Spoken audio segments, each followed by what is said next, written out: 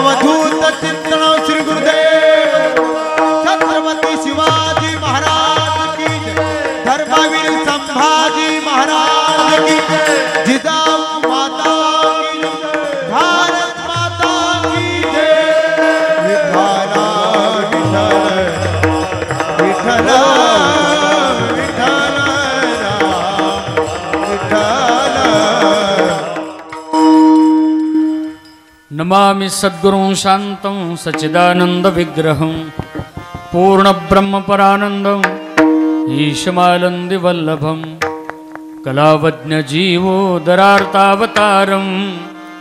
कलंकांक तेजोधिकामोदि वक्त्रं खलानीशवादा पनोदारः दक्षं समाधिस्थमूर्तिं भजे ज्ञानदेवं। नमो सद्गुरु तुकया ज्ञानदीपा, नमो सद्गुरु सच्चिदानंद रूपा, नमो सद्गुरु भक्त कल्याण मूर्ती, नमो सद्गुरु भास्करा पूर्ण कीर्ती। काय माझी वाणी मानेल संतांशी, रंजवू चित्तासी आपुलिया, माझी वाणी तुझे वर्णी गुणनाम, ऐसे देई प्रेम काही कळा। कर्पूर गौरम करुणावतारम, संसार सारं भुजगेंद्रहारं। एरवी कीर्तन वजा केलं तर आपल्याला ऊस तोडाय सुद्धा कोणी बोलवलं नसतं, पण कीर्तनाचे किती मोठे उपकार आहेत। कीर्तन आपल्याला दररोज एका व्यासपीठावरती घेऊन जाते। करेक्ट नाही विनेकरी बा, आपल्या दोघांचं किती भाग्य आहे राव। दररोज आपल्या गळ्यात लोक हार टाकतात, तुम्हाला विण्यामुळं मला कीर्तनामुळं। काय काय लोकाला द्वंद्वाच हार आहे, एकदा लग्नातला आणि एकदा मध्ये हाराची त्यांची गाठ भेटत नाही अर्थात। पण सौभाग्य आहे आपल्याला, दररोज लोक हार टाकतात। कीर्तन वजा केलं गुरुजी तर काय आहे आपल्या जीवनात। कीर्तनामुळे मुंबईला जायचा योग आला आणि कीर्तन झाल्यावर एक शेठजी म्हणले महाराज चहा प्यायला घरी चला। मी म्हणलं शेठजी लई लांब जायचंय, काल्याचं कीर्तन आहे सकाळचं, मला काही चहा नको। नाही नाही म्हणले कीर्तन जोरात झालंय, मी चहा देणार तुम्हाला प्यायला। मी म्हणलं पैसे द्या मी रस्त्याने पितो। नाही नाही म्हणले घरी चहा लागेल। आग्रह खूप होता, त्यात हळूच टाळकरी म्हणला महाराज आजचं तिकडं आहे। म्हणलं मग तर जावाच लागेल बरं का, तिकडं नारळाच्या खालचं तिकडं होतं ना। आणि मग चहा प्यायला गेलो ना नामदेवराव, त्याचा बंगला एवढा मोठा होता, बाप रे माझ्या आयुष्यात तेवढा बंगला मी कधी पाहिलाच नव्हता। मी कधी कुणावर जळत नाही महाराज। ज्याने मोठा बंगला बांधलाय ना त्याचा अगोदर बंगला बघून घेतो। जोगदन भाऊनी संभाजीनगरला बंगला बांधला, मी अगोदर बघून घेतला, आपलाच आहे म्हणायचं, पुन्हा बघितलं होय भाऊ, मी पाहून घेतो महाराज। मी कधी कुणावर जळत नाही। उगाच एखाद्याने चांगलं घर बांधायचं आणि वास्तुशांतीला गेल्यावर म्हणायचं रामभाऊ जरा कलर बिघडलाच बघ, ते म्हणतो जेव, कलरवाल्याचे पैसे द्यायचे राहिलेत अजून, तू जेवण निघ। मी तसं नाही करीत। वास्तुशांतीला गेल्यावर गिरी महाराज उलटा त्याला म्हणतो काय बंगला बांधलास तू, आपल्या गावात तुझ्यासारखा कोणी बंगलाच बांधला नाही। घंटी सत्य वाजली असं आहे ते, भोळ्याचे देव गायराकीत असतो बर का। आणि ती सम लय महत्वाची आहे भाऊ। ती सम म्हणजे सुदाम बाबा म्हणायचे आशीर्वाद आहे। आसाराम साबळे आता एक व्हिडिओ आम्ही मठात करत होतो त्या स्कॉलरशिपचा, पखवाजाचा गुरुजी, तुम्ही त्यांना विचारा। घंटी स्वामीची वाजली शेवटच्या 10ला, मी म्हणलं आसाराम तुझं काम झालं गड्या, तुला स्कॉलरशिप भेटणार। आणि त्याला खरंच भेटली, देवाचा आशीर्वाद असतो ते। मी म्हणलं काय बंगला बांधला तू आपल्या गावात, असा नाही। ते म्हणला बसा महाराज, 1000 रुपये दिले, घेऊन निघालो पुढं। मी जर म्हणला असता कलर चुकला, ते म्हणला असता जेवण निघ, गोड बोलायचं कधी। मी म्हणलं काय बंगला बांधला साहेब, चहा तर काय कधी पिईल, मला बंगला पाहायचा आहे तुमचा। असा बंगला पाहत होतो, बाप रे त्याचा दरवाजाच फक्त 35 लाखाचा होता। मी म्हणलं साहेब हे किती रुपयाचा आहे, म्हणले फक्त आणि फक्त 55 कोटी रुपयाचा आहे। मी म्हणलं फक्त, बाप रे म्हणलं आपले तर किती होते याच्यात। असं करता करता म्हणलं हे झुंबर, मी म्हणलं साहेब मी कधी घेतलंच नाही, केवढ्याच आहे, म्हणले फक्त 27 लाखाचं आहे। बापरे, असं करता करता आम्ही ती बेडरूम पाहिली, बापरे किती रुपयाची, म्हणले 47 लाखाची। असं पाहता पाहता ते बाथरूम होतं, एवढं मोठं टप, बापरे। मी म्हणलं साहेब हे केवढ्याचं आहे, ते म्हणले हे 70 लाखाचं आहे। बाथरूम, बापरे, म्हणलं काय याच्यात, अहो हे 3D आहे, तुम्हाला जर वाटलं ना समुद्रात आंघोळ करायची, वरच्या कडीचं बटन दाबायचं, बाथरूममध्ये सगळं तुम्हाला पाणीच पाणी दिसणार। बटन दाबलं सगळं पाणी दिसायला, म्हणलं काय छान आहे। तेवढ्यात मी म्हणलं आमची दिंडी आता पैठणला जाणार आहे, आणि दिंडी समजा आमची अशी नदीवर आंघोळीला थांबली. मग नदी दिसते आहे ना म्हणले, तुमचं बुडातलं बटन आहे म्हणले. तेवढ्यात माझ्यासोबत एक पोरग होतं, त्याने मधलंच कुठलं काय की दाबलं की भीतीतून 2 हात खटकने बाहेर आले. ते मला आशा करायले मेलो गडे आता जगतच नाही. काय लय नमुने असतात महाराज. एक नमुना सकाळी बस स्टँडवर म्हणला हॉटेलवाले गरम गरम काय खायला. तो म्हणला गरम गरम भजी आहेत बा. म्हणला त्याच्यापेक्षा गरम. तो म्हणला त्याच्यापेक्षा गरम पोहे आहेत. त्याच्यापेक्षा गरम. तो म्हणला पुरी आत्ताच तळली. त्याच्यापेक्षा गरम. तो म्हणला बर्फी आहे ना. मला त्याच्यापेक्षा गरम. आता ते हॉटेल काय मारोड्याचं नव्हतं, ते मराठ्याचं होतं. ते अगोदरच आरक्षणात बेजार झालेला होता. ते म्हणला ह्याच्यापेक्षा गरम चुलीतले कोळशे आहेत आता. ते म्हणला चल दे मग प्लेटमध्ये. त्याने बी भरली प्लेट की ठेवली पुढांगी. एवढा नमुना होता ओंकार महाराज ते. त्याने बी काढली बिडी पिटविली निघालं पुढे.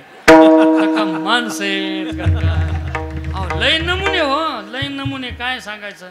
असावं माणसाने पण एवढं काय कमाल आहे राव. असे नमुने खतरनाक बापरे. ते म्हणला साहेब महाराज घाबरू नका, आता ते शेट केलेले 2 मिनिटं तुम्हाला ते असं चोळून आंघोळ घालणार आहे आता. मी म्हणलं साहेब म्हणलं बघायचंच नका. भर पावसात त्या घाम आला मला वरच्या शावरमध्ये. मी म्हणलं मला हे पाहायचंच नको आता. नाही घाबरू नका म्हणले, काय होत नाही तुम्हाला. आणि असं सोफा सेटर बसलो. लोक जसे काजू बदाम पिस्ते मनुके सफरचंद असं आणतात ना, त्यांनी हिऱ्याची प्लेट आणली. मी म्हणलं बापरे देतय काय की 2-4 आता बांधकाम चालू आहे आपलं बरं का. आणि त्याने अशी पुढं ठेवली. म्हणला महाराज याच्यात खडी साखरेचा खडा आहे ओळखा. मी म्हणलं चांगल्या गाड्या गोड बोलून घरी न्यायचं आणि परीक्षा बघायची. मला काही येत नाही म्हणलं साहेब. म्हणलं खरंच काही कळत नाही आपल्याला ह्यातलं. नाही मला ओळखा. मी म्हणलं ओळखीतो पण काय देता तुम्ही. म्हणला द्यायचो ना काय द्यायचंय तुम्ही ओळखा. मला माहीत होतं मोठी माणसं चिकट असतात आणि म्हणूनच ती मोठी असतात. कळलं का तुम्हाला. कळलं का नाही कळलं. मोठी माणसं चिकट असतात आणि म्हणूनच ते मोठे असतात. आपल्या खिशात काहीच नसतं तरी 1000 रुपयाचा चहा आपण बारशे नाक्यावर लोकाला रिक्षात बसून निंदा करणारा पाजून येतो का नाही. भांगार आहेत ना काय लई भांगार. रिक्षात बसून दूध बसतात लोकांचं. हे असला तेव्हा असला. माझी तुम्हाला सगळ्याला विनंती, अशा रिक्षात बसणाऱ्यांची चर्चा ऐकत बसू नका.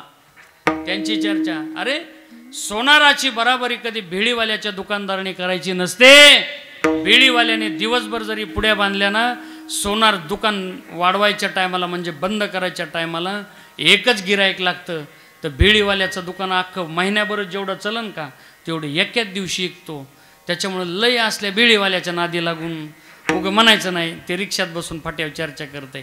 चाल देवाने त्याचे मला काय म्हणायचं आहे, रामाचे बी जसे भाऊ वंशज आहेत तसे रावणाचे बी असतील ना काय म्हणजे जसे रामाचे कृष्णाचे वंशज आले तसं कंसाचे रावणाचे बी वंशज असतील ना.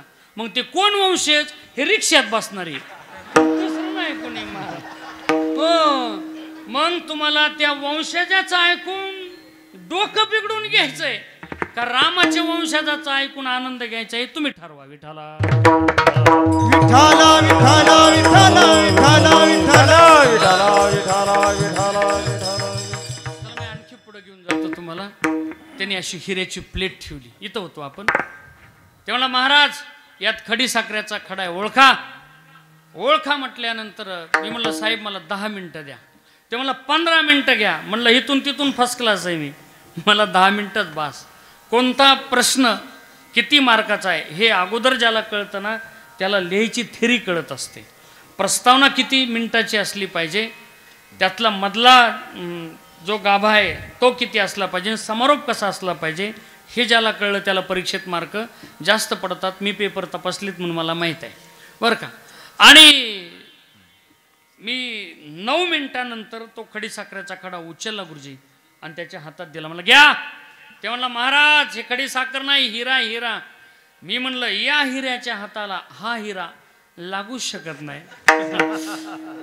मी स्वतःला हिराच समजिलं तेव्हा तर त्याच्या घरी होतो. मी म्हणलं आपल्यासारख्या हिऱ्याला हा हिरा लागू शकत नाही. मनात म्हणलो, जोरात नाही म्हणलो. मी म्हणलं नाही साहेब माझ्या हाताला हिरा लागणारच नाही, खडी साखर आहे. नाही महाराज तो हिराच आहे, खडी साखर नाही. मी म्हणलं चाटून बघा. म्हणला महाराज 60 वर्ष गेले माझे हिरे ऐकता. मी म्हणलं 10 वर्ष गेले माझे कीर्तनात खडी साखर खाता. आपले ऐकता नाही बुवा गेले म्हणलं, खाता खाता गेले. हो आपलं काय ऐकता थोडेच खाता गेले म्हणलं. ते म्हणलं महाराज म्हणजे हुशार आहेत राव तुम्ही, ओळखलं कसं काय ओळखलं? मी म्हणलं ओळखलं एवढं बरोबर आहे ना, बाकी काय करायचं तुला, रीत कोणती का वापरणं, उत्तर बरोबर आहे ना. नाही म्हणलं कसं काय ओळखलं सांगा. मी म्हणलं साहेब ओळखायचं काय अवघड आहे हो, 9 मिनिटं झालं या प्लेटकडे मी पाहतो, ही माशी येते. कळलं का तुम्हाला यातलं?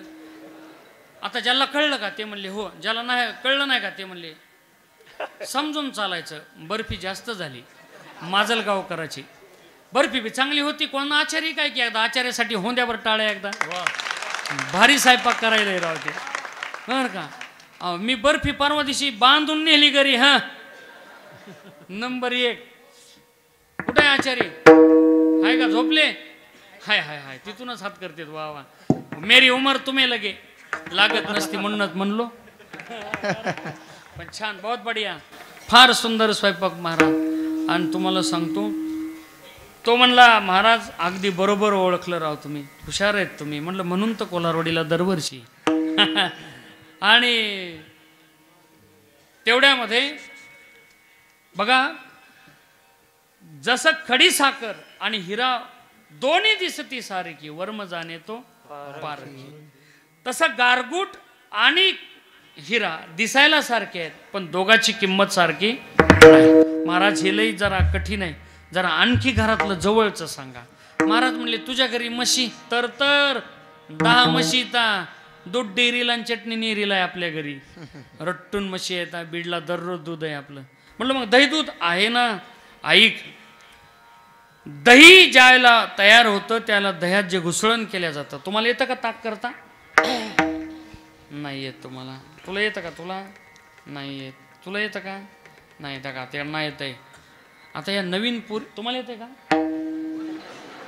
अरे आलं पाहिजे ना. तुम्हाला सांगतो माझ्या ताईंनो इकडे बघा, तुम्ही ताई यांना स्वयंपाक सुद्धा चांगला शिकवा बरं का. माझ्या एक मित्राचं आत्ता लग्न झालंय, त्याच्या बायकोला भाजीच करता येत नाही चांगली. मी म्हणलं माधू कशालाच लग्न केलं शिजाबरं तो? तो म्हणला नाही रे बाबा मला वाटलं शिकन पण मिळत जा म्हणाय तिला. म्हणला भाजी करा, बेसन करायला गेलं की वरण होतंय आणि वरणाचं बेसन व्हायला लई ताण बळ हो. या सगळ्यांना तुम्ही थोडा स्वयंपाक सुद्धा चांगला शिकवा.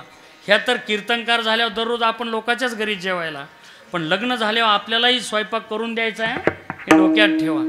स्वयंपाक आला पाहिजे यांना सगळ्यांना. ह्या आहेत ना, ह्या सगळ्या जणी इतक्या हुशार आहेत. ह्या प्रत्येक जणी काय म्हणतात माहिती का, माझा जावाई चांगला असला पाहिजे, त्याचा बीडला प्लॉट असला पाहिजे, जोगदन बहुकड फ्लॅट विकत घेतलेला असला पाहिजे, हप्ते भरीत असला पाहिजे.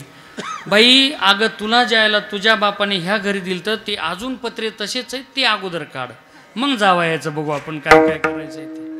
दशरथ राजाने ज्यावेळेला सून म्हणून जानकीला आणलं होतं त्याला जनक राजाने काय पाहिलं नव्हतं नसनो. जनक राजाने रामासारख्या व्यक्तीला मुलगी दिली, दशरथासारखा युवाई करून गेला, रघुकुलातल्या पुरुषाशी संबंध जोडून दिला जानकीचा.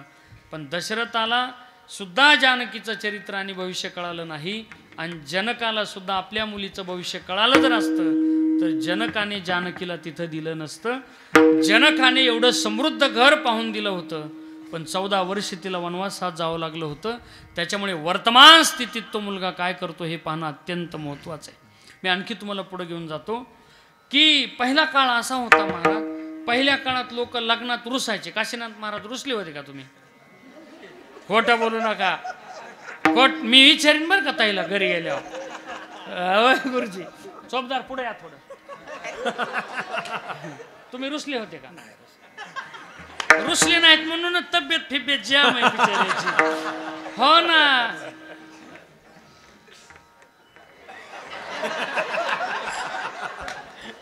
त्यांनी तर हातच जोडले. हो लग्न झालं का? रुसले होते का नाही खरं सांगा? रुसले बघा, रुसले होते. मामा काय म्हणते बघा, मामाकडे बघा, मामा रुसले होते म्हणते.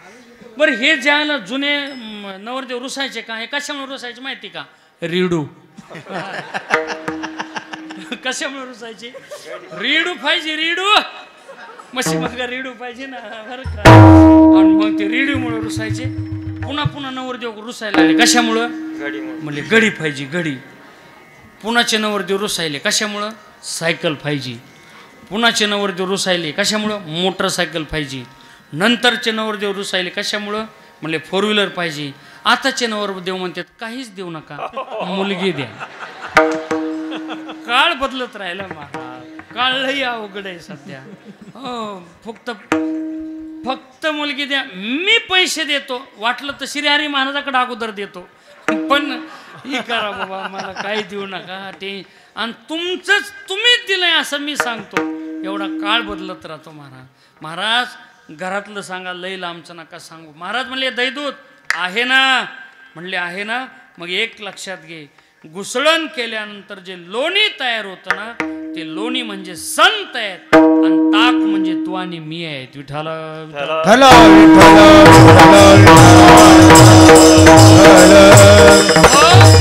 अर्थात संत जरी दिसायला आपल्यासारखे असले ना, तरी त्यांच्याकडे मात्र देव स्वतः राबत असतो. संत नव्हती जगा माणसाच्या सारिखे, संत नव्हती जगा माणसाच्या सारिखे, संत नव्हती जगा माणसाच्या सारिखे, संत नव्हती जगा माणसाच्या सारिखे. नदी नव्हे मैया आशान म्हणून लिंगा,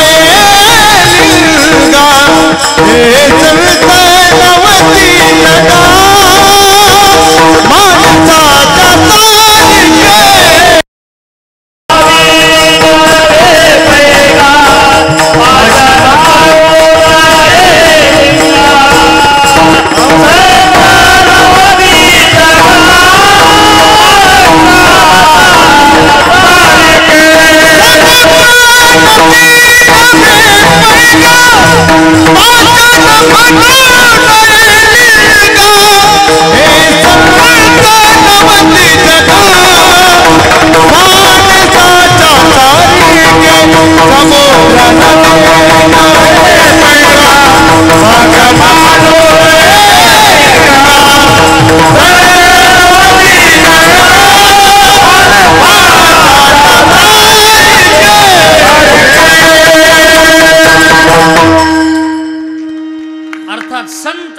जगा माणसा त्या सारिके. नदीला कधी समुद्र म्हणू नये, पाषाणाला कधी लिंग म्हणू नये, सामान्य जनाला कधी संत म्हणू नये.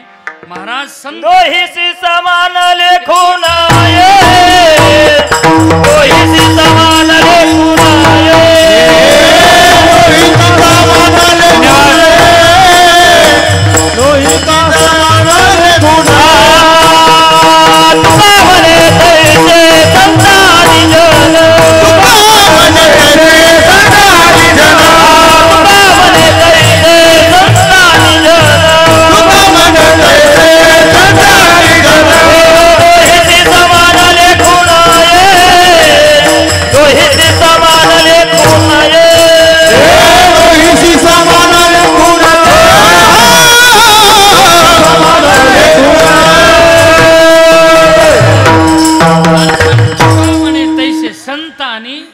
सुदामबाबाच्या भाषेत म्हणजे आगे लगत बोली पीछे होता आवाज, इतकं करेक्ट प्रमाण दिलं.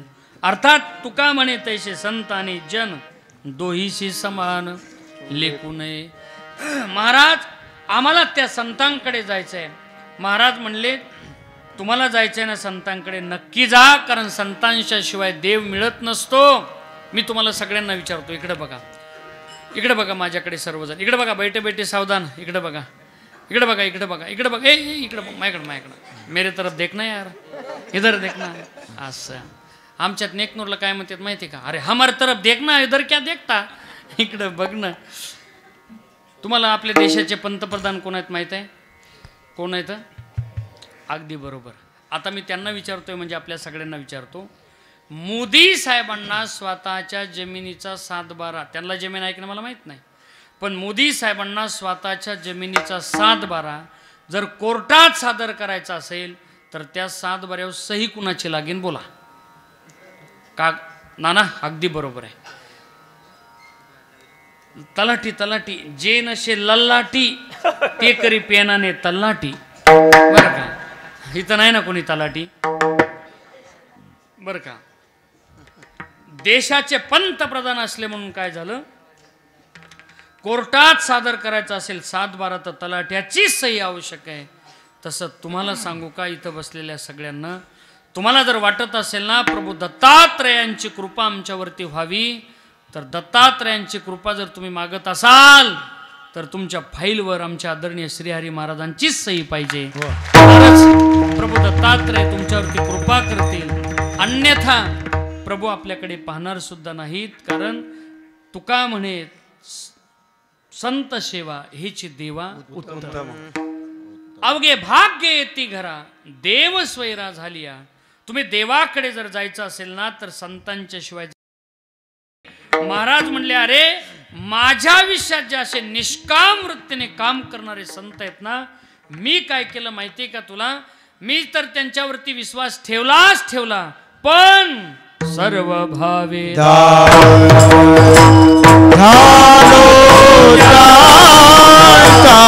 सर्व भावे दास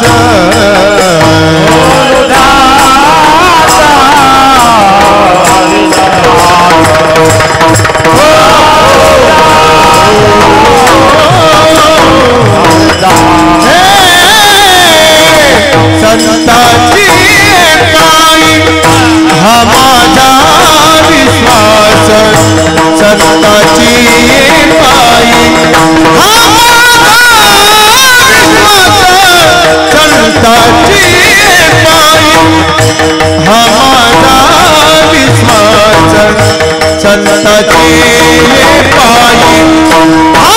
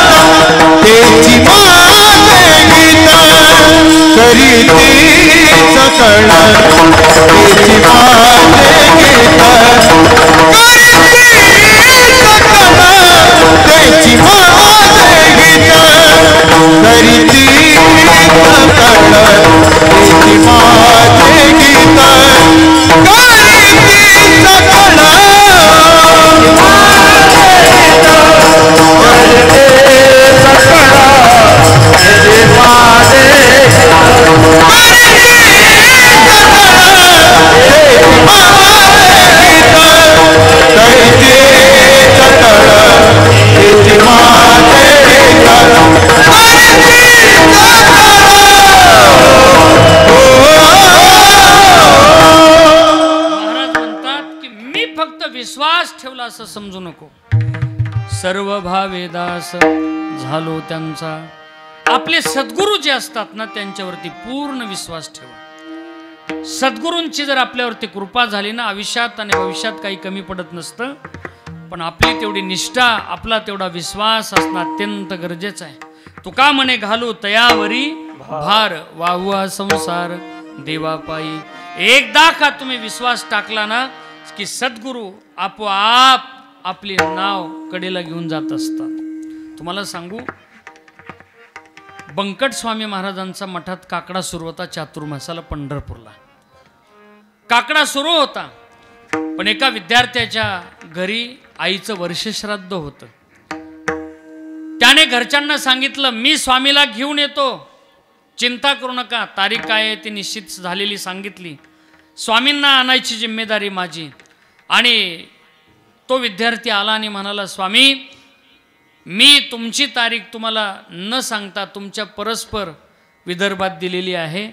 माझ्या आईचं वर्षश्राद्ध आहे, तुमचं कीर्तन तिथं मी ठेवायला लावलेलं आहे. स्वामी म्हणले, अरे कशाला तारीख दिलीस, आपल्याला जायचं नाही, कारण मी 4 महिने पंढरपूर आता सोडणार नाही. 4 महिने आपल्याला सीमा ओलांडायची नाही, चातुर्मास सुरू आहे. त्याला एवढं वाईट वाटलं की बाप रे, माझ्या गुरुच्या परस्पर मी केवढा मोठा अपराध केला. स्वामींना आता किती त्रास द्यायला लागला. तो रडायला लागला, तो घाबरला. स्वामी म्हणले, चिंता करू नकोस, टेन्शन घेऊ नको, आपण काय करायचं आहे ते पाहू. आणि ज्या दिवशी ती तारीख होती ना, त्या दिवशी स्वामी महाराजांनी बॅग भरली, त्याला बोलवलं. स्वामी महाराज म्हणले, चल रेल्वे स्टेशनवर. स्वामी कुठं जायचं आहे आपल्याला? तुझ्या घरी उद्या कीर्तन आहे ना, वर्षश्राद्धाचं, तिथं जायचं आहे. नाही स्वामी नको, तुमचा नियमभंग होईल माझ्यामुळे, काही सांगू नको. अहो स्वामी, चातुर्मास आहे, तुम्हाला बाहेर पडता येणार नाही असं तुम्ही सांगितलंय, चिंता करू नकोस, जोग महाराज पाहून घेतील आता काय येतो नेम माझा. ज्यावेळेला स्वामी महाराज रेल्वेत बसले, विदर्भात गेले, त्यावेळेला 3 दिवस बरोबर स्वामींना जाऊन वापस यायला लागत होते. तर 3 दिवस गुरुजी स्वामींचा नित्यनियमाने जो काकडा चालायचा ना, तो काकडा बंद झाला नाही. काकडा चालू होता, काकडा चालू होता. लोकांना काहीच मिळ नाही, स्वामी कुठे आहेत काय. दररोजच्या नियमाप्रमाणे स्वामी उठले, काकडा सुरू झाला. कारण आज जो महाराष्ट्रात काकडा गायला जातो ना, त्या महाराष्ट्रात ज्या चाली काकड्याच्या जर कोणी दिल्या असतील सकाळच्या प्रसन्न चाली, तर त्या फक्त आणि फक्त बंकट स्वामी महाराजांनी दिल्या. हे आपल्या सगळ्यांचं सौभाग्य आहे. आज सुद्धा महाराष्ट्रात जो काकडा गायला जातो ना, तो काकडा फक्त आणि फक्त बीड जिल्ह्याच्या चाली महाराष्ट्रभर आहे. म्हणून बघा, अत्यंत आनंदाने काकडा सगळेजण गातात महाराज. तुम्हाला आणखी पुढे घेऊन जातो. दररोज काकडा झाला.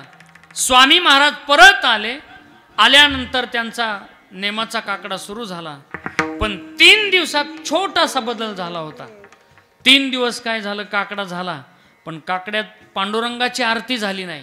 पोरं चर्चा करायची, आरती कसं काय झाली नाही बुवा, आज पांडुरंगाची आरती कसं काय झाली नाही. तर म्हणले स्वामी आहेत, त्यांना आपण कसं विचारणार. पण 4थ्या दिवशी पुन्हा पांडुरंगाची आरती सुरू झाली, पुन्हा कुजबूज सुरू झाली. म्हणले स्वामी म्हणले, काय रे कुजबूज कशाची करता. नाही म्हणले स्वामी काही नाही, काय नाही मला कळतंय. म्हणले सांगा कशाची कुजबूज आहे. म्हणले स्वामी 3 दिवस तुम्ही पांडुरंगाची आरती काकड्यात का घेतली नाही आणि आज पुन्हा पांडुरंगाची घेतली. अरे म्हणले मी 3 दिवस इथं नव्हतोच, मला काय माहीत. नाही म्हणले खोटं बोलायचं नाही. म्हणले तुम्ही सद्गुरू आहेत आमचे, पण 3 दिवस तुम्हीच काकडा केलाय. मग स्वामींच्या लक्षात आली गडबड काय झाली ती. अरे बाप रे म्हणले. स्वामी महाराज रूममध्ये गेले, स्वतः बुक्साबुक्शी रडायला लागले. माझ्यासाठी प्रत्यक्षात पांडुरंगाला येऊन काकडा करावा लागला. पांडुरंगाने स्वतःची आरती चुकवली, पण ज्ञानोबा तुकोबांची आरती घेतली. म्हणजे संतांसाठी देव संतांचं स्वरूप सुद्धा धारण करायला मागे पुढे पाहत नाही. साधा वया भक्ती काज नाही लाज धरीत. भक्तांचं पूर्ण मनोरथ तो करत असतो. तुम्ही एकदा का आपल्या श्रीगुरूवरती भार टाकला ना, तर तो भार आणि आपला जो काही आहे ना, तो कारभार चालवण्याची जिम्मेदारी त्यांची असते. म्हणून आपण आपले सद्गुरूचरणी लीन होत असताना किंतु परंतु कधी मनात आणू नका. श्रद्धा एकदा ठेवली ना, की श्रद्धा पुन्हा तिळमात्र कमी होऊ द्यायची नसते. आणि जर तिळमात्र कमी जात झाली ना, तर मग गुरु आपलं काही करू शकत नाहीत. लोक म्हणतात काय हो, आम्हाला कसं काय काहीच होत नसेल, यांचा तर किती चांगला अनुभव आहे. डॉक्टर गोळ्या लिहून देतो, पण त्या गोळ्या जर तुम्ही खायच्या टाकून जर फेकून दिल्या ना, मग डॉक्टरला नावं ठेवीत बसायची गरज नसते. तुम्ही अगोदर गोळ्या खा. याचा अर्थ तुम्ही अगोदर तुमची श्रद्धा वाढवा, मग तुमचे श्रीगुरूची किंमत आणि त्यांचा आशीर्वाद तुम्हाला मिळाल्याशिवाय राहणार नाही. जगद्गुरु तुकोबराय म्हणतात, माझ्या जीवनात आहे ना, मी प्रचंड श्रद्धा ठेवली आणि श्रद्धेचा परिपाक मी त्यांच्यावरती श्रद्धा ठेवल्यामुळे माझा विश्वासही त्यांच्यावरती वाढला. आणि आता मात्र मी त्यांच्या चरणी लीन झाल्यामुळे फक्त विश्वास ठेवलाय असं समजू नका. तर सर्व भावे दास झालो त्यांचा. आपली जर आपल्या सद्गुरूवरती निष्ठा असेल ना, तर कुणी आपल्या सद्गुरूची निंदा करत असेल त्याच्यापाशी थांबू नका, निघून जा. तुलसीदासाचं फार मोठं एक गोड वाक्य आहे. तुलसीदास म्हणतात, संत संभू श्रीपती अपुवादा, जर आपल्या संतांची, श्रीपतीची, पतीची, गुरुची, सद्गुरूची निंदा जर कोणी करत असेल तर जवळ कोणी थांबू नका, तिथून निघून जा. ताकद असेल तर जीभ बाहेर काढा, नसेल ताकद तर कानात बोट घालून निघून जा. पण आपल्या सद्गुरूची निंदा मात्र ऐकत त्याच्यापाशी बसू नका. जगद्गुरु तुकोबाराय म्हणतात, माझ्या जीवनात निंदा अथवा स्तुती मी फक्त आणि फक्त देवाचीच केली आणि तुम्ही सुद्धा इतर मानवाची करू नये. मी श्रद्धा ठेवली, विश्वास ठेवली, त्याचा परिणाम असा झाला की आता मात्र माझ्या आयुष्यात काही कमी नाही, पण मी मात्र सर्व भावे दास झालो त्यांचा.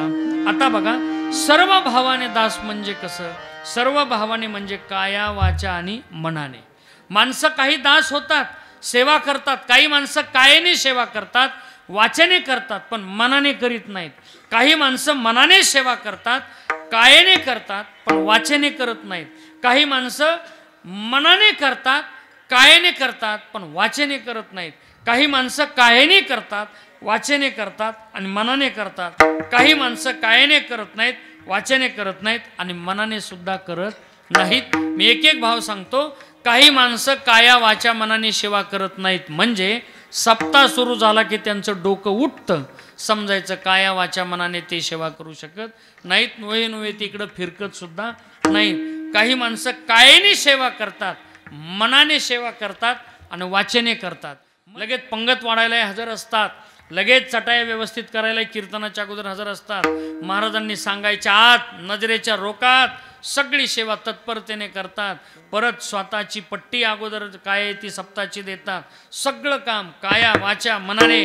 अरे चला मंदिरात सप्ताह आहे, चला कथा कीर्तन चालू आहे, पारायण चालू आहे, अन्नदान चालू आहे, भव्य दिव्य अन्नदान आहे, प्रचंड अन्नदान आहे. मंदिरातून कोणी उपवाशी जात नाही, एवढा ऐसा सांडुनी सोहळा, चला मंदिरात. वाचेने सगळ्याला चालतो, या म्हणतो, स्वतःही राबतो आणि मनातून असल्याशिवाय का हो, म्हणजे काया, वाचा, मनाने सेवा करतो. पण काही माणसं कायेने सेवा करतात, वाचेने करतात, पण मनाने करीत नाहीत. उग मनात नसतं पण तेव करतोय म्हणून आपण करायची. म्हणजे तुका म्हणे सेवा करा आले जीवावर तरी. मग ती जीवाला आल्यानंतर बघा तुम्ही, सत्यनारायण करताना देवबाप्पा कुठेच आपले आहेत बरं का. सत्यनारायण करायला लागले की मग पूजा चालू झाली बुवा देवाची सुरू. स्वस्ति न इंद्रो वृद्धश्रवः स्वस्ति न पूका विश्वदेगा स्वस्ति नो हरिष्ठनेमिः स्वस्ति नो बृहस्पतिर्ददातु. जुळलं का नाही? लागेल चंदन शेमात्पन्यम, लावा डोळ्याला पाणी. हे डोळ्याला का पाणी? पहिले लोक देवाची पूजा करताना भावना विवश व्हायचे आणि त्यांच्या डोळ्यातून अश्रू यायचे. आपण एवढे निबर घट्ट झालेत की डोळ्यातून पाणीच येत नाही, म्हणून देवबाप्पाने हा पर्याय काढला, लावा डोळ्याला पाणी बरं का. आणि लगेच मग महाराज तुम्ही अशी पूजा मांडली व्हा. देवबाप्पा बी जवळचेच होते, पूजा बी जोरात चालू झाली. आणि पूजा चालू असताना देवबाप्पा म्हणले चला फलम समर्पयामी. ते म्हणला बापरे देवा, लईच गडबड माया मागं काय सांगावं, नेमके फळं आणायचेच विसरले, घ्या भागून. देवबाप्पा म्हणले बरं ठीक आहे, चालतंय, काही चिंता करू नकोस. असं करता करता पुष्पम समर्पयामी, धूपम समर्पयामी, दीपम समर्पयामी, नैवेद्यम समर्पयामी. चला म्हणले आता वस्त्रार्थे वस्त्र द्या म्हणले. वस्त्र आणले. आबा बाबा म्हणले काय घेतले बघा, पण दुकानातच बॅग विसरली. देवबाप्पा जवळचेच होते. देवबाप्पा म्हणले हां काय हरकत नाही, चला पुढं. असं करता करता म्हणले आता सगळं झाल्यावर दक्षिणम समर्पयामी बरं का. अगं माय माय माय मला देवा दक्षिणा द्यायची, पण मला देतो बरं का, पण आता कपाटाची चावी बी माझ्याकडेच आहे, मी आता पूजाला बसलेलो आहे. थांबा थांबा म्हणला. कशी तरी खिशात हात घातला, 10 रुपयाची नोट काढली आणि म्हणला ठेवा द्यावा. देवबाप्पा म्हणले अरे येड्या, 1.5 तास झाला घासा दुखायलाय माझा, 10 रुपये अहो देतून द्यावा, तवर भागून घ्या. देवबाप्पाला राग आला होता, याचा अगोदरच फळं बी आणले नाहीत, कुचक्या सुपाऱ्या, खौट खोबरं आणि हे खाटल्या गिराईचं असलं सापडलं सकाळी. आणि देवाला असा राग आला होता. देवाने बही मोठी अक्षदाची वाटी घेतली. सर्व कार्यार्थे अक्षदाम समर्पयामी, सुखकर्ता दुःखहर्ता वार्ता विघ्नाची, कालीन लोटांगण वंदेन तुमेव माताचे पिता. सगळं झालं आणि झाल्यावर देवबाप्पा लगेच निघून गेले. देवबाप्पा असल्यांच्या नादी लागत नाहीत बघा. काय काय लईच नमुने असते तो. 1.5 तास वारी दाढी चुळीतून त्याचे पैसे बुडीत आहेत काय काय. ह्या बघा काय म्हणजे काय म्हणजे क्वालिटीच लय भंगार होय लोकांची काय म्हणजे बघा ना ते त्यांची बिचारीत पैसे काय बुडवायचे देवबाप्पा म्हणले ह्याला चल म्हणले ह्याला दान म्हणले निघून गेली. पण तिसऱ्या दिवशी ह्याचंच लग्न होतं बरं का. आणि देवाच्या डोक्यात 10 रुपये होतेच ना. आणि लग्नाला मग हळद फिळत लागली. आणि नवरदेव चला देवबाप्पानी माईक घेतला चला नवरीचे मामा नवरदेवाचे मामा आले का आले आले हां श्री महाराज आले का आशीर्वाद दिला का तुम्ही हां दिला दिला म्हणले हां देवबाप्पा म्हणले करायची का सुरुवात हां करा करा तिथं मामालाही आयटीत येतो बघा लग्नाच्या टायमाला बरं का. भलतं फुकारावं लागतं त्याला चला मामा चला त्याला 2-3 जण म्हणते हां मामा हां दमाकी येतं आता ओटकी तटकीनी 1.5 तास तो यामुळे लग्न लांबलं पुन्हा तिथं थांबवतो बरं का. आणि मग लगेच सुरू झालं बुवा स्वस्ती कशा टाव करले बघा ना सगळे वग बरं का. लग्न म्हणलं की भलतं ओ माणसाला आनंद त्यात वग बार म्हणजे मूडमध्येच आले सगळे बरं का लगेच. आणि ते नवरी यायची राहिली होती नवरदेव नुसता एकटाच चौरंगा उभा राहिलेला. पहिला काळ आताच्या सारखा नव्हता. बहारो फूल बरसाओ मेरा बेखूब आया है ते असं नव्हतं पहिल्या काळात बेखूब काय नव्हतं बरं का. पहिला अगोदर नवरदेव उभा राहायचा असंच होतं नाही काशीनाथ महाराज तुमच्या लग्नात बरं का. आणि ते अगोदर नवरदेव आणि पुन्हा नवरी आणा देवबाप्पानी माईकच हातात घेतला लगेच स्वस्ती.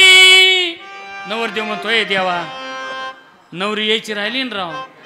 देवबाप्पा म्हणले ठेवचीन का 10 रुपये ठेवचीन पूजाला. देवबाप्पा म्हणले गंगा सिंधू सरस्वतीच्या अरे देवा 2000 देतो नवरी येऊ द्या 10 रुपये देतो पूजा करताना मला 10 रुपये पूजा असते आजपासून तुझ्या पूजा करतोय मला 10 रुपये देतो. देवबाप्पा म्हणले राजा मकरुक्मिणी सनयनी 5000 देतो देवा नवरी 5000 देतो राव थांबा राव देवा. देवबाप्पा म्हणले आली लग्न खटी समीपन 11000 देतो देवा 11000 नवरी येऊ द्या नवरी एक तर भेटत नव्हती राव थांबा 11000. देवबाप्पा म्हणले 10 रुपये ठेवतो 10 असते तर फळं नाही म्हणतो 10 रुपये देतो मला पूजन 10 असते तर. देवबाप्पाला रागच आला होता बिप्पी खवळला देवाचा बी. देवबाप्पा म्हणले आता सावधान समय साधा समी. ते म्हणा अरे 20,000 देतो ना नवरी होती ना. देवबाप्पा म्हणले फळं नसले तर तू म्हणतो घ्या भागून वस्त्र नाही घ्या भागून 10 रुपये ठेवतो घ्या भागून. आता नवरी नाही तर आता नाही का भागून नाही इथं कुठं भागून असतंय का देवाराव काय बी असतं इथं नसतंय भागून. बघा तुम्ही असं तुका म्हणे सेवा करा आले जीवावर तरी अशी पूजा नाही करायची महाराज. मनाभावातून साधं तुम्ही तुळशीचं पान व्हा पण ते मनातून असू द्या. देव अंतरीची घेतो गोडी पाहे जोडी भावाची. काही माणसं मनातून सेवा करतात बरं का कायनी सेवा करतात शरीराने झटतात. काही माणसं कायनी सेवा करतात बरं का नामदेव महाराज मनाने करतात पण वाचिनी लईच फटकळ असतात बघा. जेवायला तर घरी नेतात घ्या गुलाबजामुन केलेत घ्या चांगल्या खाव्याचे आहेत भेटत आहेत का तुम्हाला. महाराज लोकांना भेटत नसतंय हा 2 घ्या जास्ती वडा बर का. आपल्याला अरे आमचं म्हणजे ज्ञानबा तुकाराम संध्याकाळी गुलाबजाम आहे भाऊ ते आपल्याला म्हणतात घ्या घ्या महाराज लोकांना भेटत नसतंय बरं का.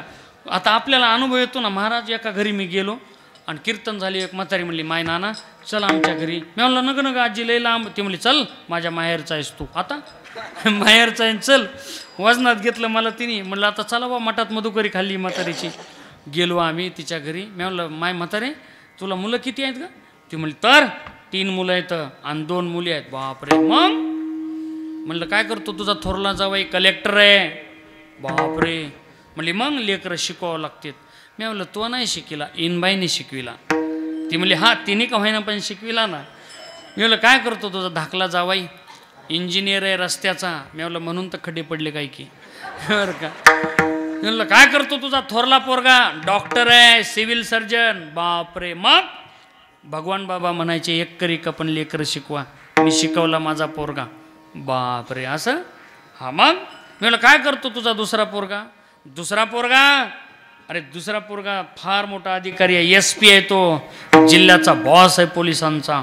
बापरे एवढा मोठा. मग शिकवले रे मी मुलं शिकवले. मी म्हणलं काय करतो तुझा तिसरा पोरगा? तिसरा पोरगा म्हणले, ती म्हातारी म्हणले कप चहा पी निक. आता मी म्हणलं ते तिसरा काय करतो ते सांग की तेवढा. त्याचं विचारूच नको, तुझा तू चहा पिन गाडीत बस तुझ्या. मी म्हणलं तिसऱ्याच सांग तरच मी चहा पिन. ती म्हणली त्याचं विचारू नको, दुसरं काही विचार. मी म्हणलं त्याच सांग. ती म्हणली काय त्याचं विचारायचंय? तुझ्यासारखाच बोंबलं थिंडतो कीर्तन करीतन, त्याचं काय विचार? म्हणजे आमचं हे बोंबलं थिंड नाही होय. इथं दररोज 21,000 चालू आहे. हा म्हणजे आज कमी समजा बर का. आणि आमचं बोंबलंच आहे बर का. आणि ती म्हणजे काय माणसं बघा, म्हणजे मनातून असल्याशिवाय चहा प्या नेलं का? म्हणजे मनातून आहे काय नाही सेवा केली, पण वाचनी भलती फटकळ पंगत तर देणार आणि वरून आपल्याला म्हणणार जेवा जेवा जेवा काशीनाथ महाराज, जॅकेट तुटलं तर तुटून द्या आणा. हो ते माझे खास मित्र आहेत म्हणून मी म्हणतोय का ते शांत उभे आहेत म्हणून त्यांना मी खवळीतोय जरा. ते जवळ शांत आहेत तवरच छान आहेत ते म्हणून. हा आणि असं शांत उभं राहायचं म्हणजे आनंद. आणि तुम्हाला सांगतो बरं का, पण महाराज म्हणले माझा असं नाही, मी मात्र सर्व भावे दास झालो त्यांचा. बर ठीक आहे हो, तुम्ही सर्व भावाने का दास झालात?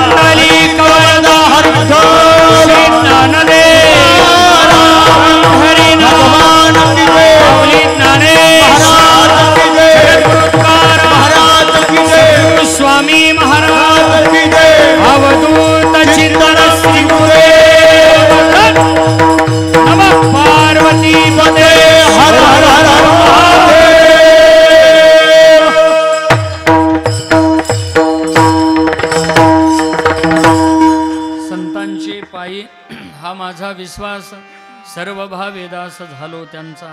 महाराज म्हणले तेची माझे हित. का सर्व भावाने दास झाले त्याचं कारण महाराज म्हणले तेची माझे हित करीती सकळ काय हित करतात म्हणले जेने हा गोपाळ कृपा करे, म्हणून सर्व भावे दास झालो त्यांचा. का सर्व भावाने दास झालो म्हणले भागलिया मज वेळ झाल्यामुळे, म्हणून सर्व भावे दास झालो त्यांचा.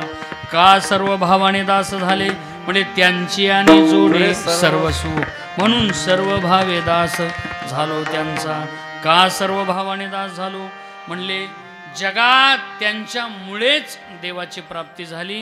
बर, का तुम्ही त्यांच्यावरती विश्वास ठेवला म्हणले तेची माझे हित करीती सकळ, जेने हा गोपाळ कृपा करी. बर, आणि म्हणून संत जे असतात ना त्यांच्यावरती जर विश्वास ठेवला तर ते देवापर्यंत घेऊन जातात.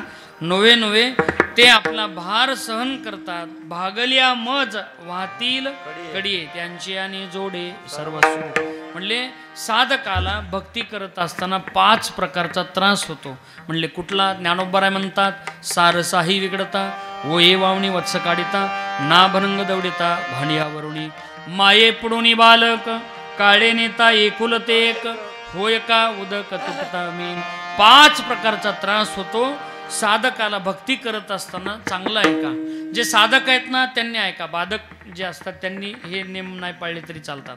साधकाला भक्ती करत असताना 5 प्रकारचा त्रास होतो, हे ज्ञानोबरायांचं म्हणणं आहे. ज्ञानोबरायांनी 2 ओव्यामध्ये 5 दृष्टांत दिले. पहिलं कोणतं? सारसाई विघडता. सारस नावाचा पक्षी असतो. माऊली म्हणतात त्या दोघांचा रात्रीच्या वेळेला गंगेच्या काठावरती वियोग होतो. ती पक्षीनी इकडं असते आणि तो पक्षीकडं असतो. दोघं एकमेकाला आवाज देतात. रात्रभर त्या पक्षाला वाटतं तिकडं आहे ती मालकीन आपली, त्या मालकीनीला वाटतं मालक इकडं आहे. दोघे रात्रभर असा प्रवास करतात पण दोघांची काय भेट होत नाही. त्यांचा वियोग होतो. त्या वियोगाचं दुःख हे प्रचंड आहे. ज्ञानोबराय म्हणतात पण हाही दृष्टांत त्यांना कमी वाटला की उजडल्यानंतर त्यांची भेट झाल्याशिवाय राहत नाही, त्यांची भेट होती. हा पहिला त्रास आहे. सद्गुरूच्या जवळ आपण जाण्याचा प्रयत्न करतो पण सद्गुरूची ना आपली लवकर भेट होत नाही. मग आपण धीर सोडतो. महाराजांकडे जातो आम्ही पण महाराज आम्हाला बोलतच नाहीत, ते दुसरीकडं बघत बसतात. आम्ही एवढे वेळ तसं नसतं. ते 5 प्रकारचा त्रास होत असतो सद्गुरूजवळ गेल्यानंतर. ज्ञानोबराय म्हणतात ठीक आहे, मग ना भणंग दौडिता भानयावरोनी, सारसाई विघडता, ओहे वावणी वत्स काढिता. माऊलींचं म्हणणं आहे की ज्याला आपण दूध काढतो, आपण सगळे शेतकरी आहेत, दूध काढतोय. इकडे बघा, इकडे बघा, दूध काढतोय आपण. दूध काढल्यानंतर वासराला किती तास पिऊ देतो आपण? खरं सांगा, तुम्हाला शेजारीची शपथ आहे, खरं सांगा. किती किती पिऊ देतो दूध आपण? तासभर, 1.5 तास, अर्धा तास, पाऊण तास, 10 मिनटं. हां, पाहणूस तर जे म्हणले त्यांचेच म्हणायचं ओरिजिनल वासरू वाळून गेलेलं आहे. बरं का? पाहणं सोडूस तर सुद्धा. बरं, ती गंमत तिथली बघा. ते वासरू आईच्या कासाकडे असं दूध पिण्यासाठी वड घेतं आणि ते दूध काढाय नवीन जर गेलेला असला ऐका टप्पूस तर त्याला ती चरवी किकडं त्यो दावून येतं, लई तारांबळ त्याची. बरं का? आणि मग त्याला राग येतो आणि त्या वासराला मारा, ते धडक हाणतं वासरू, जोराचे धडक, दुधावाला इकड, चरवी इकड पडलेली. त्याला राग आलेला, ती उठतो वासराचं तोंड घेतो, असं धरतो, रोहटकी.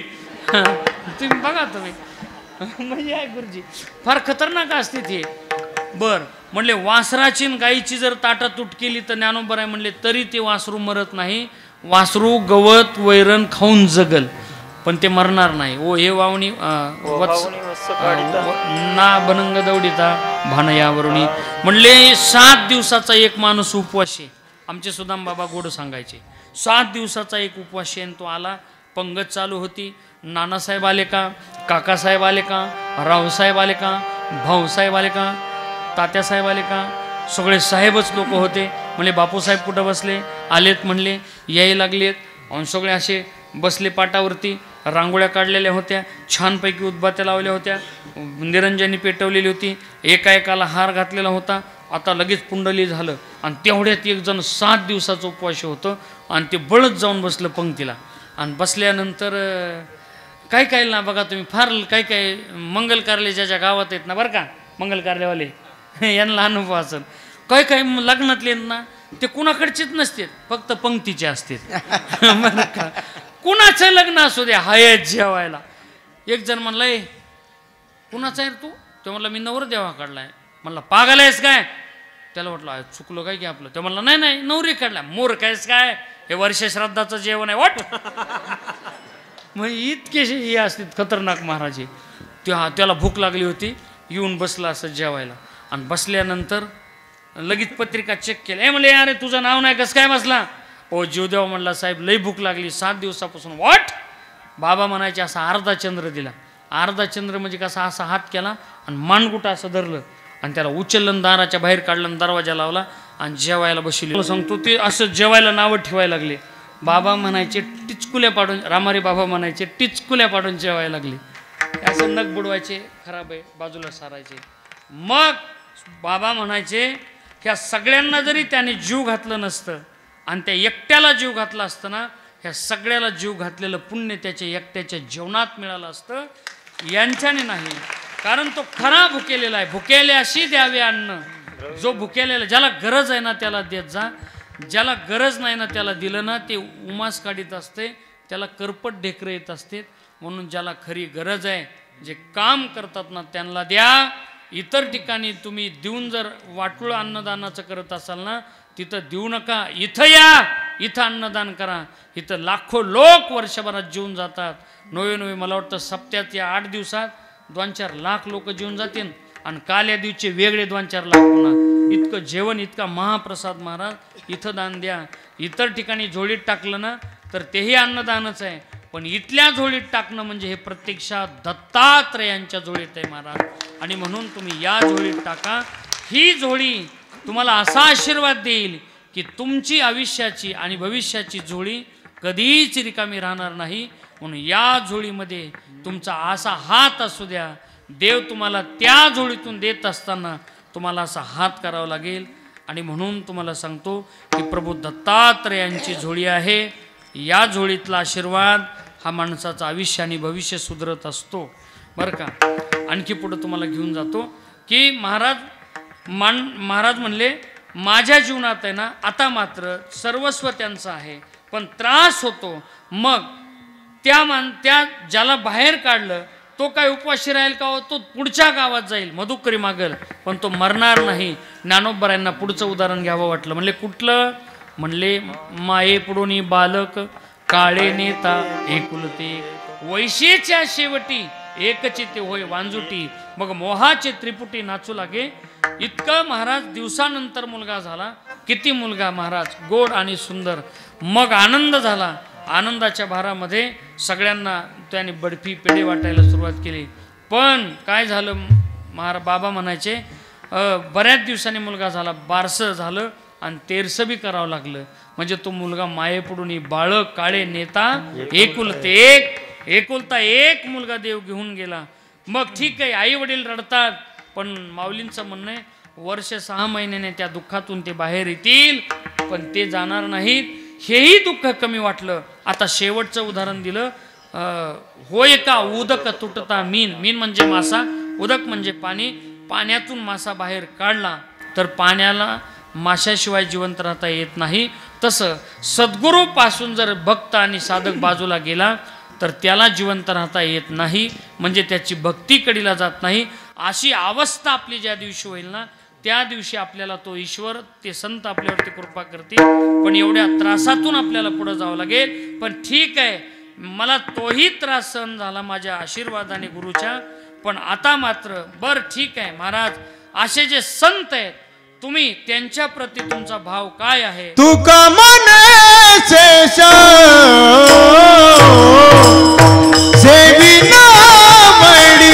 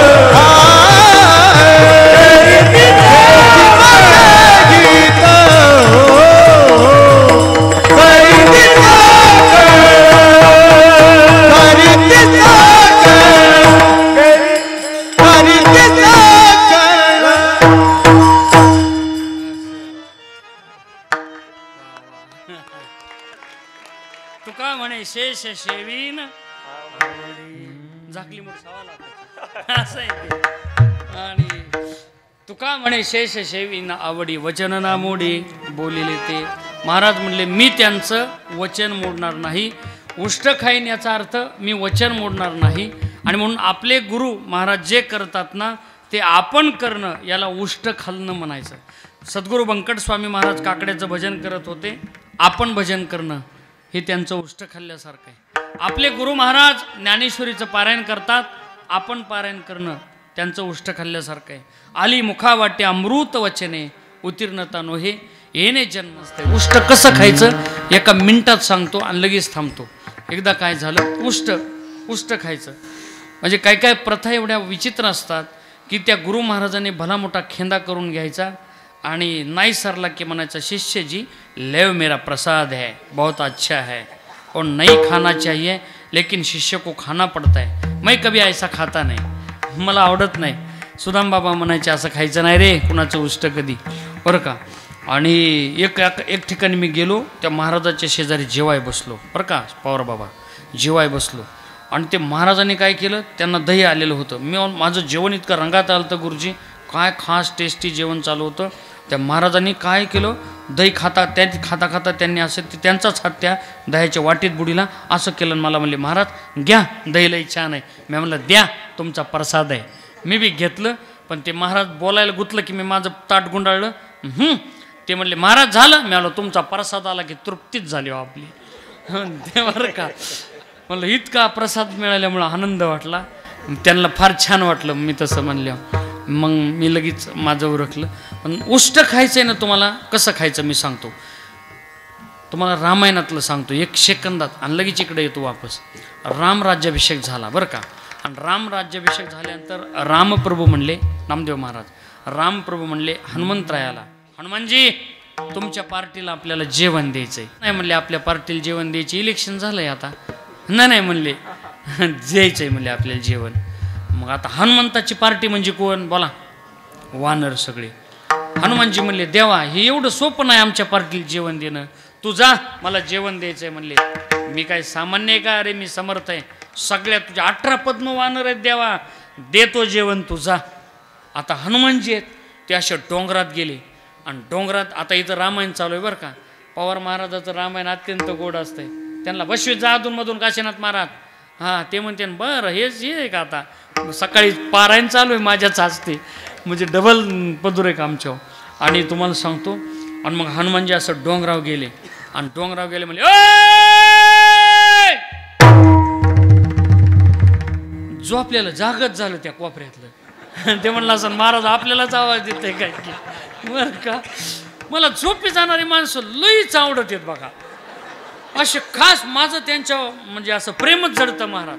तुम्ही म्हणता कसं काय ते झोपलं ना मी काही सांगितलं तर ते कसे करतात आणि खरं आहे बघा तू काय बी त्याला म्हणलं ना पट्टी दिलीस ना तू तो म्हणतो खरं आहे.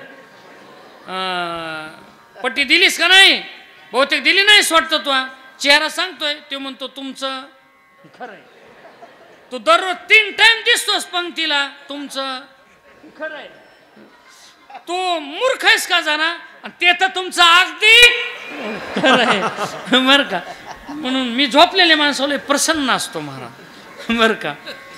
हनुमानजी म्हणले देवाच्या घरी जेवायला लवकर या सगळ्यांना सांगा.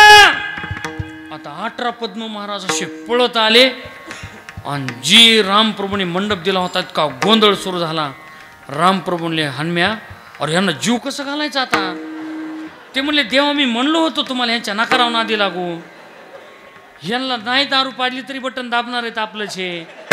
जरांगी पाटलाची कृपा आहे आपल्यावर बरं का दाबणार आहेत आपलं बटन. आणि म्हणले अरे ते म्हणले तुम्ही टेन्शन घेऊ नका मी करतो बरोबर. ते म्हणले अशी गदा उचलली कुणी असं बरं का. तुळशी डोही तुळस हिरवी गार डोही तुळस हिरवी गार बघा श्री हरी महाराजचा दरबार. म्हणू का सगळं द्या 100 चला म्हणजे का फुकट आहे काय बरं का? आणि तुम्हाला सांगतो हनुमंताने असे गदा उचल मेले पंक्ती धरून बसा जेवायचंय. ते म्हणले अय बॉस काय म्हणतोय. कोण? हनुमानजी. लाईन धरून बसले हो पटापट सगळे आणि लाईन धरून बसले. आणि बसल्यानंतर तेवढ्यात एक हिकून बसलं होतं बारकं वानर. त्याने अशी टुनकून उडी मारली. आता ते वानरच त्याने अशी टुनकून उडी मारली. त्याचा चुलत भाऊ हिकून बसलेला होता. त्याने वेळी टुनकून उडी मारली. दोघांनी उड्या मारल्या. दोघाचे बाप म्हणले तुम्ही अगोदरचे आहेत का. ह्यातलं तुम्हाला कळलं का काय. ते म्हणले अय सुग्रीव रामायणातला बरं का तुम्ही अगोदरचे आहेत का आम्ही अगोदरचे. अरे बाप आहे ना आम्ही तुमचे. त्या दोघांनी आम्ही टणकीन उडी मारली. दोघांनी उड्या मारल्यावर भाऊकी म्हणली ह्यांना दोघाला देवाच्या दारात उड्या हाणता येतात का आपल्याला येत नाहीत का. तुम्हाला कळलं का. जेव्हा उड्या मारायला सुरुवात केली का नाही दाताभाऊ वरी बघू नको मंडप आहे. म्हटलं मंडप घेतेत वानर खाली आपला आता बरं का. काय सुंदर महाराज साऊंड सिस्टीम आणि मंडपसाठी एकदा टाळ्या वाजवा बरं. हनुमंताचं चाललं की येसोंडीचा हनुमंत कसा उभा राहिलाय बघा ना तिकडं. येसोंडी आपलं पॉवर महाराजाला मलाच माहिती बाकी माहित नाही कोणाला बरं का. हा असं आहे ते बरं का. लगेच महाराज आणि ते असं जी उड्या मारायला लागले वानर. रामप्रभू म्हणते हनुम्या अरे कसं काय करायचं. ते म्हणले टेन्शन घेऊ नका तू मी आहे. ते म्हणले लाईन धरून बसा. ते म्हणले बॉस काय म्हणतोय. बॉस म्हणजे कोण. आता दादा कोंडक्याचे गाणं लय भारी होतं बघा. म्हणू का बघा आता पवार महाराज बसलेत म्हणून मी डेअरिंग करीन आहे. होय म्हणू का काशीनाथ महाराज. होय चौबदार कसं करायचं म्हणायचं का बरं का. आता खाली बसलेले मला मदत करा म्हणायला टाळ करी नाही. खाली बसलेले तुम्ही जोरात म्हणायचं बघा. लुईच खास गाणं आहे दादा कोंडक्याचं. राम लक्ष्मण जानकी जय बोलो हनुमान की. राम लक्ष्मण जानकी अंजनीच्या सुता तुला रामाचं वरदान.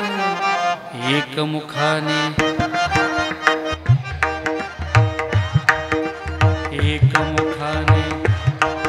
टाळी.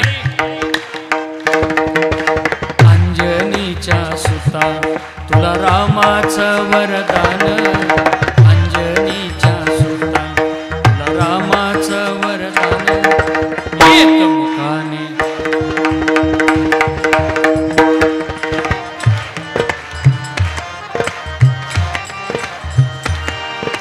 धन्य तुझी राम भक्ती बालपणी सूर्याला हादरली ही करते थरथरले आस. हादरली ही करते. एक मुखाने बोला बोला जय जय हनुमान. एक मुखाने बोला बोला जय जय हनुमान. तुला रामाचं वरदान. एक मुखाने बोला बोला जय जय हनुमान.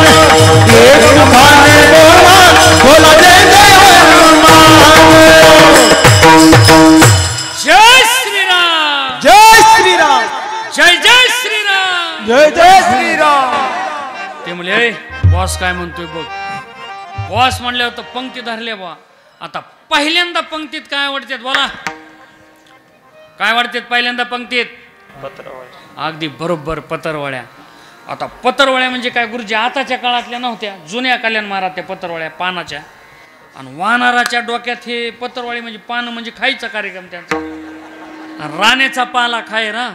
हे रानाचा पाला खाणारे गडी पाचपोर बाबा गोड सांगतात महाराज. रानाचा पाला खाणारे गडी झाड़ की पत्ती खाते हैं राम का गुण गाते हैं. श्री राम राम जय जय.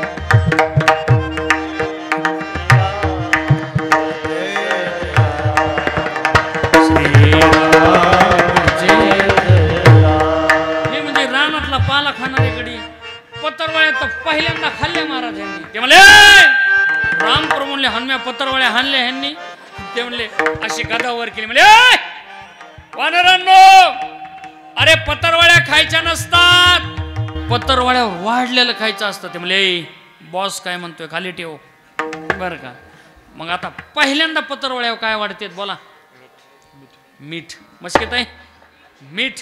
अगदी बरोबर, कारण जेवण होतं नीट म्हणून पहिल्यांदा असतं पत्रवळीव मीठ. आता ह्या वानरांनी डोक्यात काय ठेवलं? पत्रवळ्या खायच्या नाही, वरी वाढलेलं खायचं. ह्यांनी पहिल्या टपूला तर बरं का जय हनुमान, पहिल्या टपूला तर मीठ हाणलं चाटून पुसून बरं का. मीठच हाणलं बॉट चाटून पुसून. आणि मीठ हाणल्यावर राम, आता हे लय लांबच जाईन बरं का. झालं जाऊ द्या, पुन्हा सांगण राहिलेलं अर्ध, कारण दरवर्षी आपलं असतंच कीर्तन बरं का. आणि मला ते उष्ट सांगायचे लय लांब ना पुन्हा आता बरं का. आणि मग तुम्हाला सांगतो, हनुमानजीला देव म्हणले अरे कस देव, हनुमानजी म्हणले देवा थांबा आता वेळ झालाय. ते म्हणले ओय ओय झाला कीर्तन.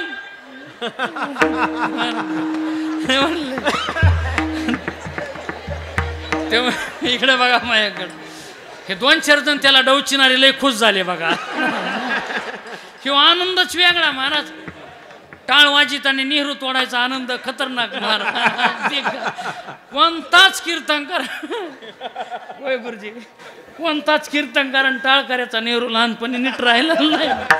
ते ओरिजिनल टाळकरी बोळ जाळ्या सगळं. ते म्हणजे वानरांनो झाली पंगत सुटा.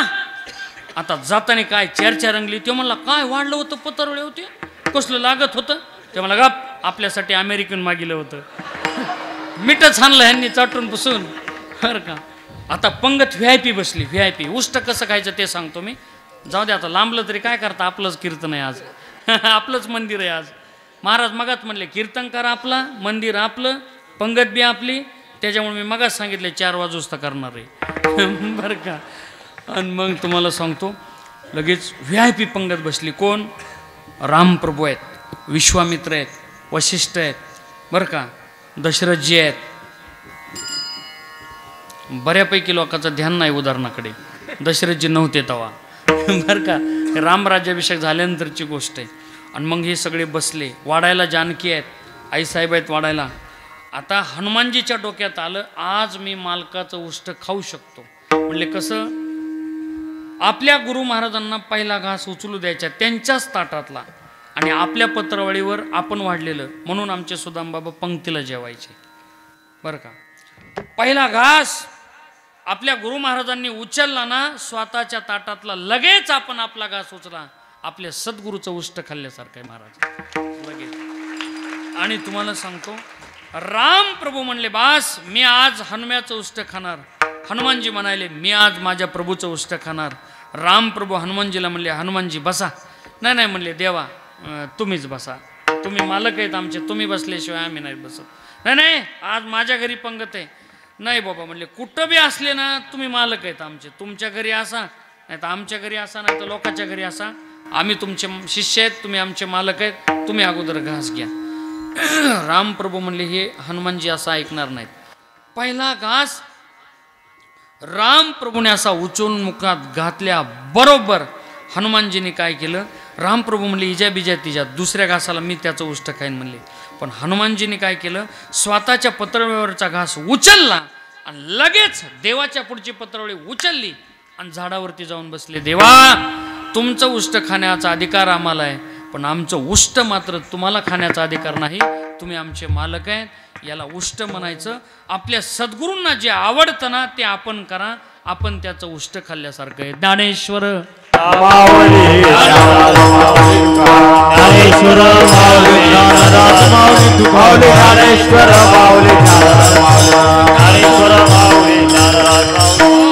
झालेली कीर्तन रूपी सेवा समाप्त आहे. पुनश्च एकदा आपल्या सगळ्यांना खूप खूप धन्यवाद देतो. अत्यंत भव्य आणि दिव्य असा हा प्रतिवर्षी मोठ्या उत्साहात थाटात दत्त जयंतीचा सोहळा जर पाहायचा असेल तर सगळ्यांना सांगा चलो कोल्हारवाडी श्रीहरी महाराजांकडे भव्य आणि दिव्य सोहळा हा अत्यंत सुंदर देखणा सोहळा महाराज दरवर्षी करतात, म्हणून एकदा महाराजांसाठी जोरदार टाळ्या वाजवा. अत्यंत भव्य आणि दिव्य हा सोहळा आहे. माझे कीर्तन शिवाय याच ठिकाणी थांबवतो. पुनश्च एकदा आपल्या सगळ्यांना धन्यवाद देतो. आज जरा वेळेत थोडासा बदल झाल्यामुळे भैरवीत थोडा बदल करू. आणि दुसरी गोष्ट, पवार महाराज 1-2 मिनटं घेऊ का? 2-3 मिनटं घेतो. एक माझी विनंती आहे, आज लोंढे गुरुजी उपस्थित आहेत.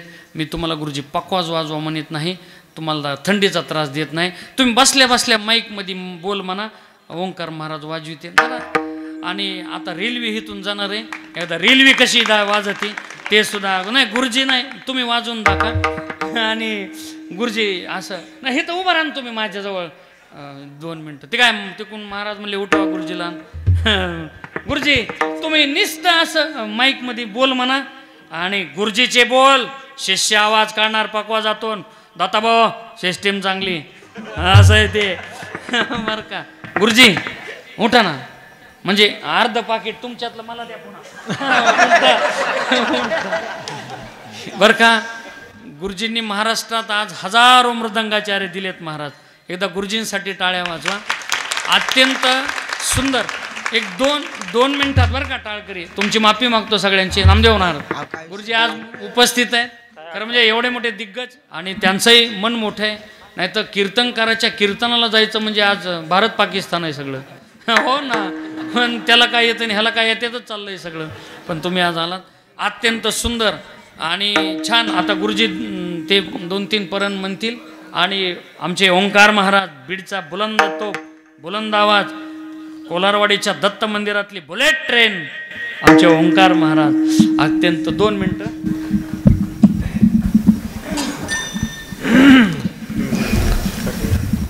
अखिल कोटी ब्रह्मांड नायक भगवान परमात्म्याच्या कृपाशीर्वादानं, दत्तात्रय भगवान परमात्म्याच्या कृपाशीर्वादानं चालू असलेला आपला अखंड हरिनाम सप्ताह मौजे कोलारवाडी. आणि या सप्ताहाचे मार्गदर्शक आदरणीय परमपूज्य गुरुवर्य श्रीहरी महाराज पवार यांच्या सप्ताहामध्ये आज मला वाटतं 4था दिवस आहे ना.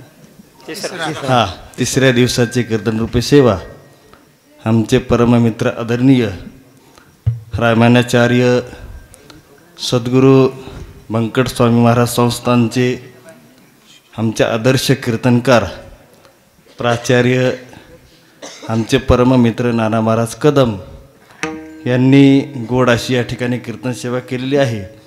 आणि त्यांच्या आग्रहानुसार आज या ठिकाणी मी तसं तर पकवाज वाजवत नाही. 10-12 वर्ष मी या ठिकाणी पकवाज सोडून दिलेला आहे. सद्गुरू व्यंकट स्वामी महाराजांच्या आशीर्वादानं, सद्गुरू रामहरी बाबांच्या आशीर्वादानं रामहरी बाबा संस्कार आश्रम या ठिकाणी विद्यार्थ्यांना या ठिकाणी विद्यार्जन करत आहे. आणि नाना महाराजांचा आग्रह आहे की आज या ठिकाणी मी या 2 चक्रधारा म्हणतो. जास्त नाही वेळ घेत, कारण वेळ झालेला आहे. आधी तालातील फक्त 2 चक्रधार, फारमाश चक्रधार मी या ठिकाणी म्हणतो. कारण की ऐन वेळेला काही ठरवलेलं नाही आम्ही दोघांनी, बरं का. ऐन वेळेला मी या ठिकाणी 2 चक्रधार म्हणून बरोबर. या ठिकाणी धादा घेणा तिकीट, धादा घेणा तिट, धादा घेणा तिट, तकीट धादा घेणा तिट. आधी तालातील फारमाश चक्रधार आणि दुसरा एक चक्रधार आहे इकडे तागिना तुना धागदिना धागदिना. हा आधी तालातील चक्रधार, 2 फारमाश चक्रधार. बस शेवट. धाकीट धा टीटा ताका टीटा ता टीटा ता धाकीटा धा टीटा ताका टीटा ता टीटा धा टीटा ताका टीटा ता धादा घेना टीटा धादा घेना टीटा ताकीट धादरगड धादा घेना टीटा कडा निकडा ताकदरे कडा ताक धादरगड धादरगड धादरगड धादरगड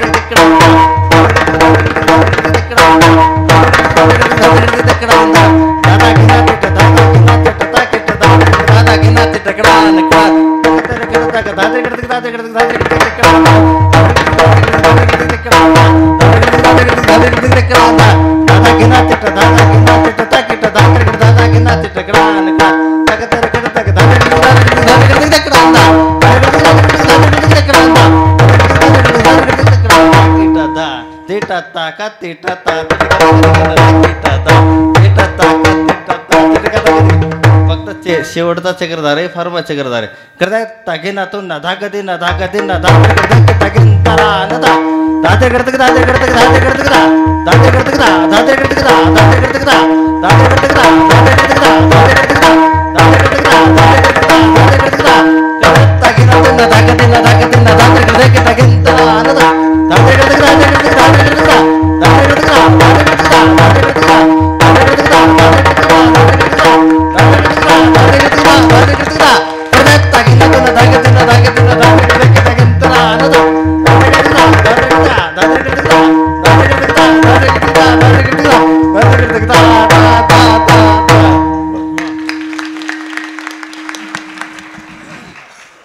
आपल्या इथून रेल्वेची पटरी निसती टाकली तर रेल्वे आल्यावर आश्रमात बसल्यावर कशी वाजन एकदा म्हणजे ती रेल्वे जर चालली इथून समजा तर कशी वाजन तेवढी एकदा वाजवा लगेच जय विठ्ठल माझ्याकडून 100 रुपये तुम्हाला व्हावा आपल्या आपल्या अवकातीनुसार द्यावात पैसे आपले म्हणजे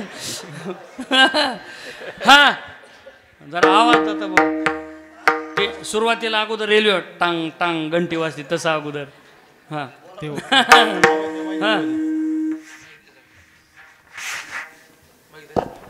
नाही नाही ते मग ते सिस्टीम माईक उचलल्यावरती बिघडन ना लावलेलं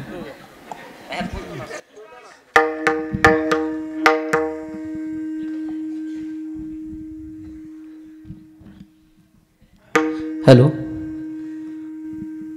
या ठिकाणी आत्ताच माझे गुरुवर्य मी ज्यांच्याकडे लहानपणीपासून पकवास शिकलो आता त्यांच्यासमोर वाजवायचं म्हणजे आपण महाराष्ट्रातल्या लाखो समाजासमोर जरी वाजवलं आणि गुरुजी समोर असले तर एक वेगळंच दडपण असतं वाजवण्यात आता गुरुजी समोर बसलेत आता गुरुजींनी फरमाईशी चक्रधार म्हणले परंतु रेल्वेच्या चाकाचा आवाज मी आता एक तुम्हाला काढून दाखवतो बघा आता ज्यावेळेस आपण रेल्वे स्टेशन जुन्या काळातले रेल्वे स्टेशन पाहतो तर त्यावेळेस त्या रेल्वे स्टेशनवरती सूचना वगैरे काही होत नव्हत्या पहिले एक घंटी लावलेली असायची ती घंटी वाजली की रेल्वे निघायची म्हणजे असं समजायचं तर बघा घंटीचा आवाज आधी तुम्हाला हे होईल आणि नंतर रेल्वेच्या चाकाचा आवाज ह्याला आवाज